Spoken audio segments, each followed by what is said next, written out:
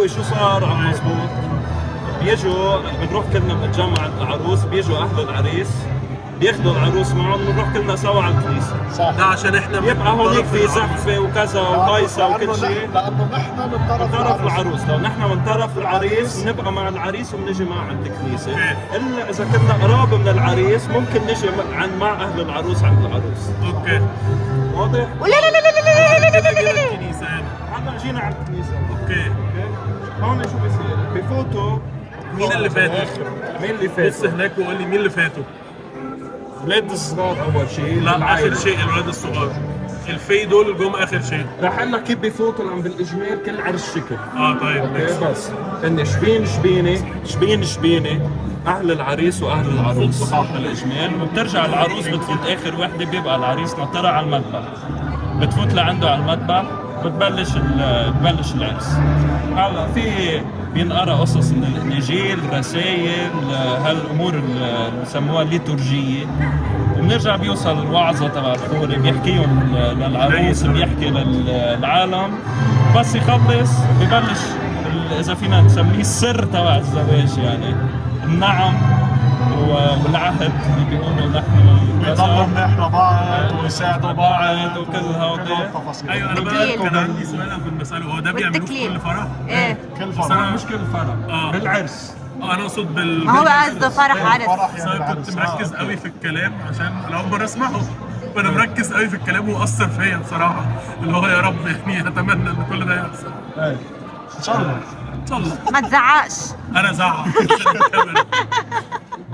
تخلص هيدي الخبريه كلياتها سوا، بيعملوا محابس كمان، بيعملوا هودي الكياج على الراس بيتكلل. يتكلل وبنسميه الاكليل، من هيك بسموا الاكليل ايام بدل العرس. اوكي وبس تخلص هيدي كلها سوا اجمالا بنزقف لهم، نتصور نحن وياهم اذا في بيبوسوا بعض. بيبوسوا بعض لا لا لا لا لا. والحفله الشرعيه. نروح بقى ومن بعد العشاء فين؟ بوظان. انا ماليش دعوه، انا مش هبوظ، هم دول بايظين دول، انا ماليش دعوه بيهم. بس يلا جاهزين؟ سلامات. يلا You look so good. مبروك.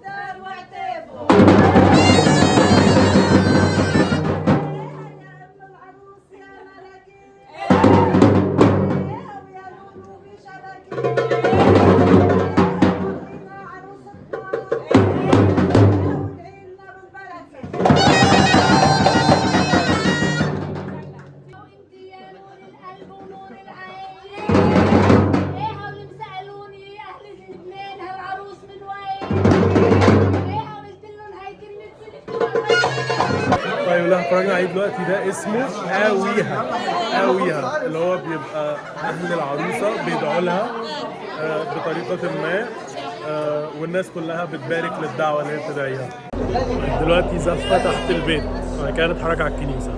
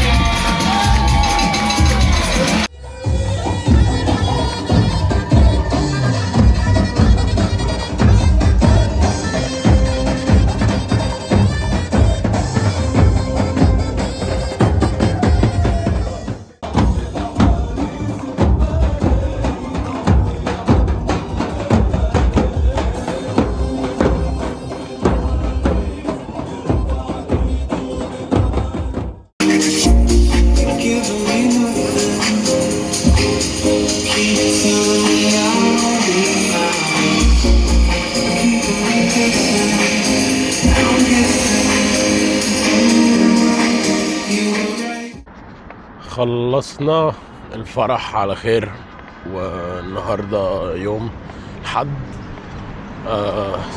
صحيت الاول كنت فاكر ان انا ضيعت موبايلي بس اكتشفت ان هو كان تحت السرير في الاخر، بعد ما سحلت مصر كلها معايا، سحلت الدنيا كلها معايا، بدور بقى في العربيات اللي انا جيت بيها امبارح، في الفانيو اللي كان فيه الفرح، في الاوتيل، عملت كل حاجه لحد ما لقيت فوتج السكيورتي كاميرا بتاع الاوتيل وماسك الموبايل وداخل بيه الاوضه، فطلعت قلبت الاوضه لقيته في الاخر تحت السرير.